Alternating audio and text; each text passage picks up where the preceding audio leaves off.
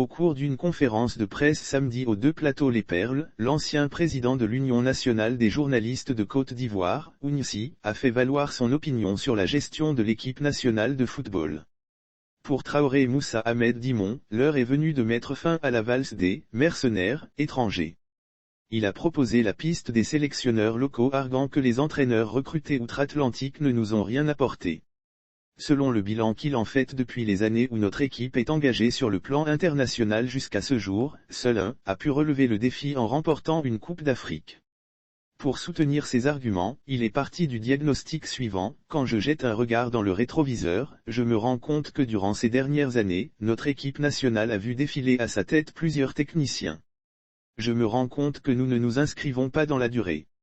Nous sommes pressés et nous voulons tout de suite des résultats avec des entraîneurs clés en main, capables de nous procurer ici et maintenant le Graal. Quelle erreur grossière! Quand j'observe la valse des coachs, je réalise que quelques locaux et un grand nombre d'expatriés ont conduit les éléphants. En termes de résultats, le bilan détaillé donne ceci. Depuis la mise sur pied de l'équipe nationale de football en 1960, elle a connu 36 sélectionneurs. Ce sont 21 techniciens expatriés dont 2 sont revenus à 2 reprises. 12 sont issus de la France, 3 de l'Allemagne, 2 du Brésil, 1 de la Pologne, 1 de la Bosnie-Herzégovine, 1 de la Suède, 1 de la Belgique. 10 sont issus de la Côte d'Ivoire. Sur les 10 Ivoiriens, Accent Martial a remporté la CAN en 1992, Camara Ibrahim a remporté la CAN des cadets en 2013, Kouadio Georges a remporté le trophée de l'Union économique et monétaire de l'Ouest africain en 2008, Mama Ouattara, vice-champion CAN junior en 2003. Alain Guaméné a remporté le tournoi de Toulon en 2010 avec l'équipe nationale espoir. De ce constat qu'il dresse, il fait cette déduction: je réalise que les techniciens expatriés, mieux payés que nos ministres et présidents d'institutions, avec une enveloppe de 30 à 45 millions de francs par mois, n'ont pas des résultats toujours à la hauteur des sacrifices financiers consentis par l'État.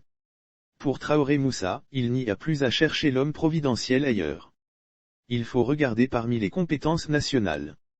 Et selon lui, le mieux placé pour être le coach des éléphants est Touré Ekolo, l'ancien international ivoirien qui a eu un riche parcours dans le championnat anglais.